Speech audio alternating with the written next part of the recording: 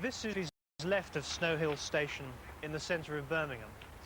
Until 1966, when the electrified service from New Street began, Snow Hill was the main gateway to London, or if you were travelling in the opposite direction, to Birmingham. I arrived here myself in 1960 to take up my first academic post as assistant lecturer in English literature at the University of Birmingham. I was 26, I'd just published my first novel, and I had the half-written manuscript of my second in my luggage. A lot of writers were dispersing to provincial cities in those days, formed by the opportunity to earn a living in Britain's expanding university system. This movement transgressed a well-established rule of British cultural life, according to which London, the capital, is the only place for an ambitious young writer, or artist of any kind, to live and work in. That as soon as a young man or woman hears the call of the muse, they must pull up their roots and move into a bedsitter in Bloomsbury or Bayswater. That certainly has been the characteristic start to a literary career in this country, from Shakespeare's time onwards.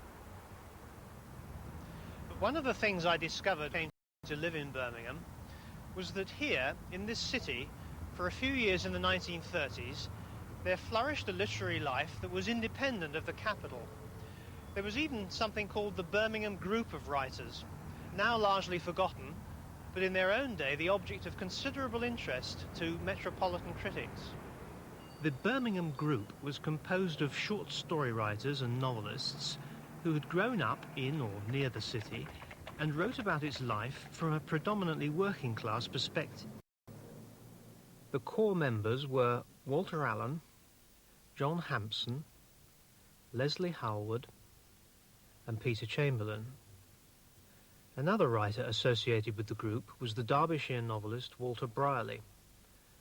At the same time, the country's two most talented young poets, W.H. Auden and Louis MacNeice, also had connections with the city. Wystan Auden's family home was in Harborne, Birmingham, and Louis MacNeice taught classics at the university. If Louis MacNeice were alive today, he would not recognise the place where he worked. The old Faculty of Arts building in Edmund Street was demolished at about the same time that Snow Hill Station was closed to make way for the new Central Library.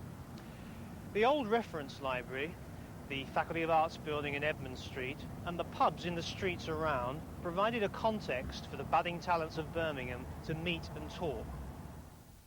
A man who remembers that time and place very well is the novelist and critic Walter Allen, one of the original members of the Birmingham Group.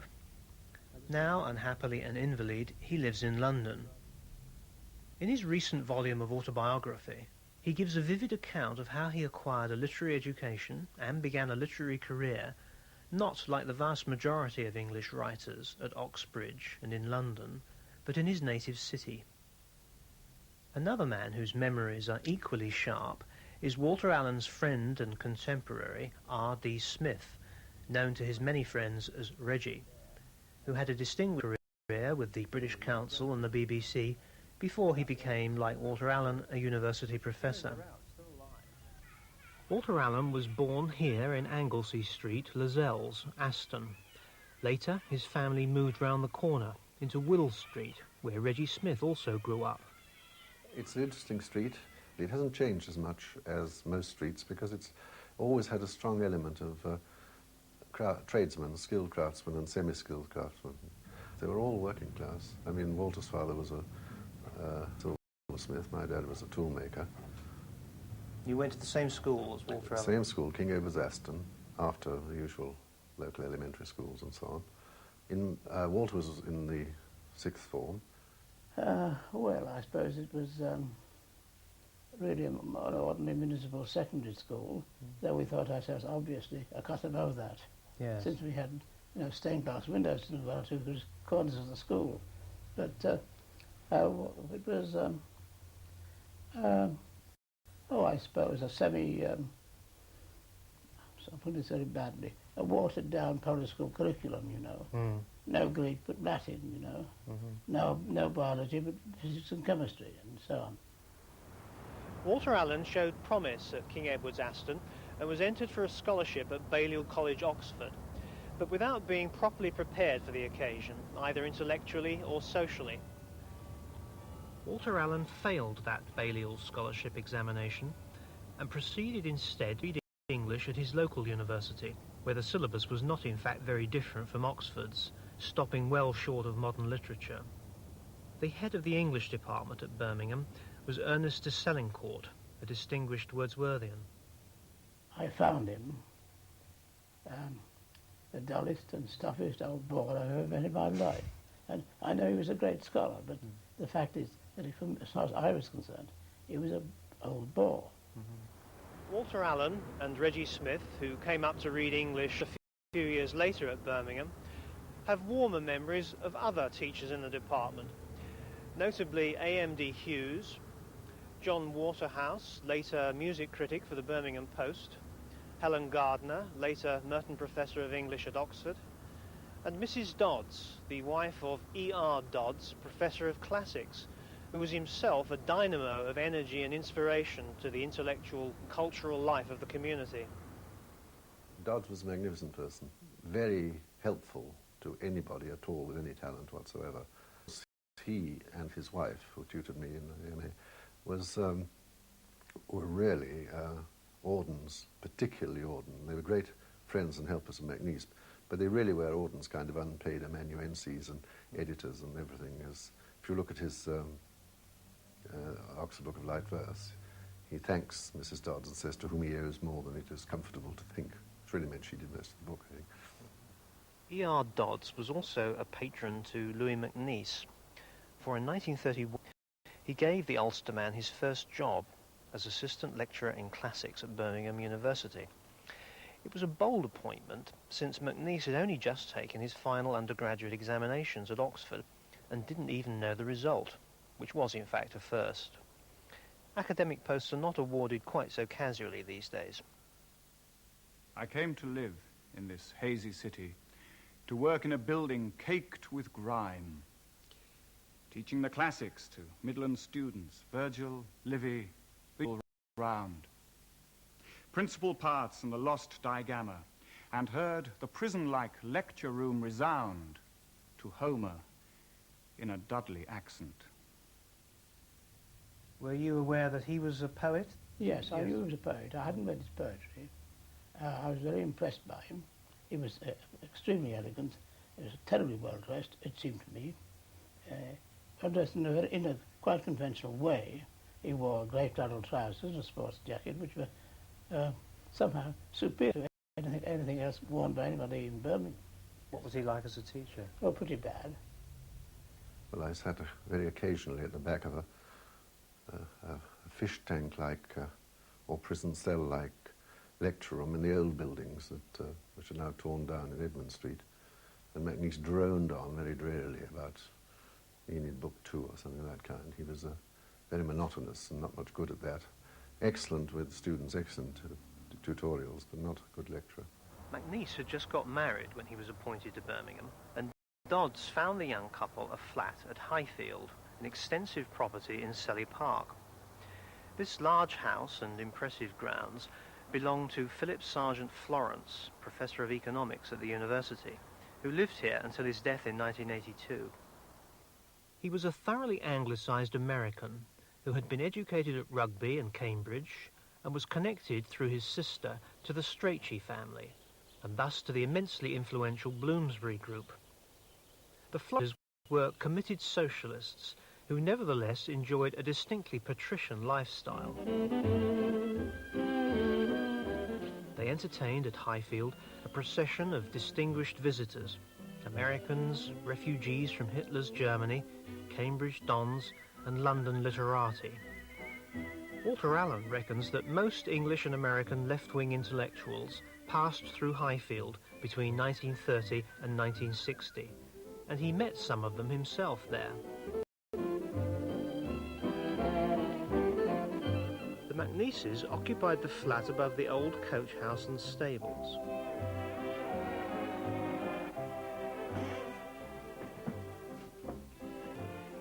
This attractively intimate and secluded accommodation is decorated today in a rather more conventional style than that favoured by Mary MacNeice. It was highly decorated in a idiosyncratic manner, and all the the ward, the chest of drawers and so on, were all painted in pink and pale blue scrolls and so on. Louis recalled the euphoria of his early married life in some lines from Autumn Journal. But life was comfortable. Life was fine, with two in a bed and patchwork cushions, and checks and tassels on the washing line, a gramophone, a cat, and a smell of jasmine. The steaks were tender, the films were fun, the walls were striped like a ballet. There were lots of things undone, but nobody cared, for the days were early. But alas, there weren't always two in a bed. After 5 years of marriage, Mary McNeice left Louis for another man. This marital misfortune did, however, have some positive side effects. I met him just at that time, and I had the sense that he was a man who suddenly discovered Birmingham, and well, it probably helped me to discover Birmingham too. In his autobiography, The Street False, Louis McNeice recalled of this time in his life, "I began to go out a great deal and discovered Birmingham, discovered that the students were human, discovered that Birmingham had its own writers and artists who were free of the London trademark. And," he added, "at this time, 1936, literary London was just beginning to recognise something called the Birmingham School of Novelists." Well, let me say instantly that this was a gimmick invented by a man who, again, I suppose is forgotten, Edward J. O'Brien, who was an American who edited had the annual Best Short Stories of the Year, and he was also editing a little magazine called New Stories, which he suddenly discovered that three writers from Birmingham had appeared in it, and also two writers from Derby. And since he's American, and you know, what is Derby? How far from Birmingham? 30 miles, yeah. Perhaps. But what's 30 miles in American terms? He thought it was a suburb of Birmingham, you see. And so he invented this thing called the Birmingham Group. In fact, there was rather more substance to the label Birmingham Group than Walter Allen now admits. It could be said to have started with Walter Allen's own friendship with John Hampson, which began in 1933. Walter Allen, who had graduated the year before, was trying to work as a freelance writer based in Birmingham, and John Hampson was one of 4 Midland writers on whom Allen broadcast talks on BBC Radio. He went to see John Hampson, who had published 2 novels that had caused a considerable stir, especially the first. John Hampson was, in fact, something of a black sheep of his family. He'd run away from home at 16, served a prison sentence for book stealing, and worked in various jobs in the catering and pub trades, experience he drew on for his fiction. He finally settled down as tutor and nurse to a mentally handicapped boy of well-to-do parents in Warwickshire, an occupation to which he was temperamentally suited. John Hampson, I don't know anyone, I've never known anyone as absolutely passionate, tremulous with passion against any form of cruelty or oppression, and was kind to a point of, saintliness. I mean, he was a wonderful person, John. It wasn't accidental that he'd chosen this way of life and so on. Because of the critical success of his novel, John Hampson had a direct line to the London literary elite. Through him, Walter Allen met E.M. Forster, one of the most distinguished of English novelists, J.R. Ackerley, the literary editor of The Listener, who put him in the way of some reviewing, and Graham Greene, who gave his first novel, Innocence is Drowned, a puff when it was eventually published. That was not until 1938, but Walter Allen had already established himself as a short story writer for E.J. O'Brien's little magazine, New Story. Another Birmingham contributor to New Stories was Leslie Howard. I think he's one of the best short story writers of our time. He was a toolmaker by trade. A toolmaker lost his job in the Depression and became a plasterer's labourer. And most of all his stories are about working class life, but more, I'm tempted to say, this may sound snobbish, at the plasterer's labourer's level, as it were. A typical story by Leslie Howard is Initiation, It's about a young boy, Jimmy, on his first day at work, being instructed in the plasterer's craft by his father, Joe. "Where's your hammer?" asked Joe. The boy took up his hammer. "Now then," Joe said, "shove the end of the lath well back against the wall. Keep 'em square now. They're a mile apart this end. That's better. Now tap the nail. Now hit it once. The nail, not your bloody finger. Hit it! Once, I said. Christ, how many more times? You'll break the bleeding joist in half." He stood there laughing. "I thought you said you could do it. Come out the road and let me show you again." You can't account for the interest the group aroused in its own day without recalling that English literary culture developed a social conscience and a social curiosity in the 1930s. This was, of course, a period of political and economic crisis, world recession, unemployment, the rise of fascism. There was, in short, a ready audience for young writers from provincial and preferably working-class backgrounds who could put into words what they had observed or experienced. This is very clear from the kind of praise received by Walter Allen for his first novel, Innocence is Drowned. Mr. Allen is a new novelist, but he would seem to have little to learn. He gives us an utterly convincing picture of a working-class family. The book is a successful study in realism. The writing is so transparent, the observation so unexaggerated, that we seem to see everything with our own eyes. And what we see in these few figures is the life of a whole class. Encouraging praise for a young novelist making his debut. But as even Walter Allen would agree, the best novel about Birmingham working-class life had been written, ironically enough, by an old Etonian, Henry Yorke, who wrote under the name of Henry Green. What he wrote was a novel called Living, published in 1929. And Living is actually about a Birmingham foundry, isn't it? It's about a Birmingham foundry, yes. So he was working and living in Birmingham at the same time as you, but you just didn't meet Yes, him. well, he must have been there about 1928, I should think. I don't think he was in Birmingham for very long. But the novel is full of the most fascinating snapshots of Birmingham, you know, the Lickey Hills on Bank Holiday Monday, that kind of thing, and the football match at St Andrews, and so on. It's a striking picture by someone who was not in the least Birmingham man. Although Walter Allen didn't actually meet Henry Green until 1942, he included him in that series of radio talks on Midland Writers, which he gave in 1933. The other subjects were John Hampson, the poet Cecil Day Lewis, then based in Nottingham, and Wystan Hugh Auden. Auden at that time, I suppose, was 25 or 26. And he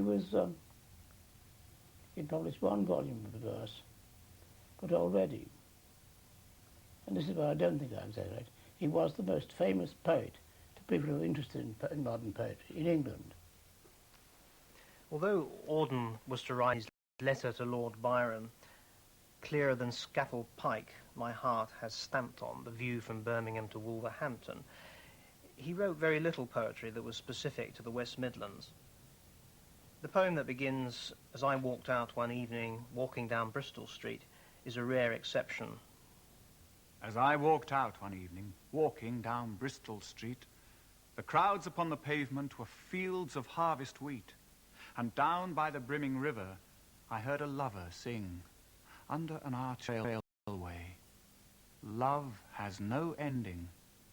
I'll love you, dear, I'll love you till China and Africa meet, and the river jumps over the mountain, and the salmon sing in the street. But he was a frequent visitor to Birmingham in the 30s, whose acquaintance was a source of pride and endless diversion for the young aspirant writers of the city. Auden, like John Hampson, was homosexual, at a time when homosexual acts were punishable by law, and Birmingham was a deeply respectable city. I mean, Wystan made no secret of it, but the only one of Wystan's homosexual, he used to introduce me to them and say, "This is Reggie Smith, a friend of mine. He's not one of us, my dear, but we have hopes for him." The Birmingham literary scene in the 30s was then created by a combination of chance and will. It was a convergence of quite distinct groups and fields of force, of town and gown, of natives and transients, of grammar school boys from the Birmingham back street, and well-heeled young men from public schools and ancient universities, of homosexuals and heterosexuals.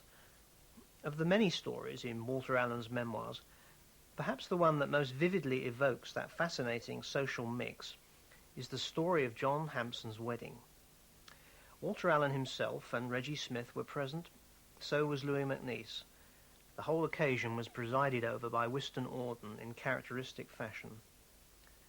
One of the ways in which an anti-fascist homosexual could make himself useful in those days was to marry a Jewish woman seeking escape from Hitler's Germany. Auden himself had already served Erica Mann, daughter of the famous novelist Thomas Mann, in this fashion, and he persuaded John Hampson to do the same for a friend of Erica's at Solihull Registry Office. Auden called double brandies all round, and we then demanded if there was a piano in this pub, and I said there was, but he couldn't play it. Well, Auden was very angry at this, and he was devoted to playing the piano, and he always played hymns ancient and modern on the piano. I don't know whether he could play anything else at all, but he knew hymns ancient and modern from beginning to end. And they said he couldn't play the piano because piano was in the billiard room, and there's a coffin on the billiard room table. And we went to look at this coffin, you see. And there's a corpse in the coffin, of course. And it was the landlord of the pub. Wedding and funerals mixed up, yes. a very Auden-esque occasion. Yes. That bizarre wedding took place in 1936. In the same year, Louis MacNeice left the University of Birmingham to take up a post at Bedford College, London, and he gave a memorable party in this flat here over the coach house at Highfield. Among the guests was a young man called Henry Reed, a contemporary of Reggie Smith's in the English department at Birmingham University, and later to become a distinguished poet and radio dramatist. That was where Henry Reed nearly had his house burnt off because somebody, well, it wasn't somebody, it was the director from the group theatre who got himself into a great state of anguish because he was talking to Professor Dodds. This big man was explaining to him that he always saw it as a fountain of blood. You see, my dear, I see it as a fountain of blood. And Dodds said with his very eye, you'd find that a bit difficult perhaps to put on the stage. And he got very hurt at that suggestion. He said, I don't care. Threw his vodka into the fire, which leapt out like a flame and burnt the backside of Henry Reed, who was minding his own business at the fireside. But it was a party that went on for days and days, and it was very good indeed. But eventually the party was over. The capital began to exert its inevitable magnetism, and the Birmingham literary scene began to break up. A few months after Louis MacNeice's departure, Walter Allen had his first novel accepted for publication and bought a one-way ticket from Snow Hill to Paddington to eke out existence in London's New Grub Street as a reviewer and reader of fiction for MGM while he worked on his second and third novels. A couple of years later, Reggie Smith, wearing a borrowed suit, was interviewed by the British Council and rather to his own surprise and everyone else's, was appointed to a teaching post in Budapest. But the friendships and connections formed in Birmingham remained firm, cemented and renewed in the pubs of Fitzrovia. When Reggie Smith came home on leave from Budapest in 1909, Walter Allen introduced him to the young novelist Olivia Manning, and 3 weeks later they were married. From this followed the long series of distinguished novels, the Balkan Trilogy and the Levant Trilogy, in which Olivia Manning charted her wartime adventures with her husband. During the war and afterwards, Walter Allen and Reggie Smith both travelled far, geographically and spiritually, from Wills Street, Lozells. I asked Reggie Smith if he looked back on his full years in Birmingham with pleasure. Oh, yes. It was a good time. It was a good time for people who were lucky like me. I asked Walter Allen if he had any regrets that he failed that Balliol scholarship examination, and so finished his education and began his literary career in a provincial industrial city. I have no regrets at all. Obviously my life would have been very different At least I assume it would have been very different. And whether it would have been better or worse, I simply can't tell. I simply remember, that the terribly conscious of this. There's that wonderful opening sentence of L.P. Hartley's novel, The Go-Between. The past is a foreign country. They do things differently there. But I got it right, isn't it? It is a foreign country which one constantly tries to smuggle oneself back into. But how different it all was.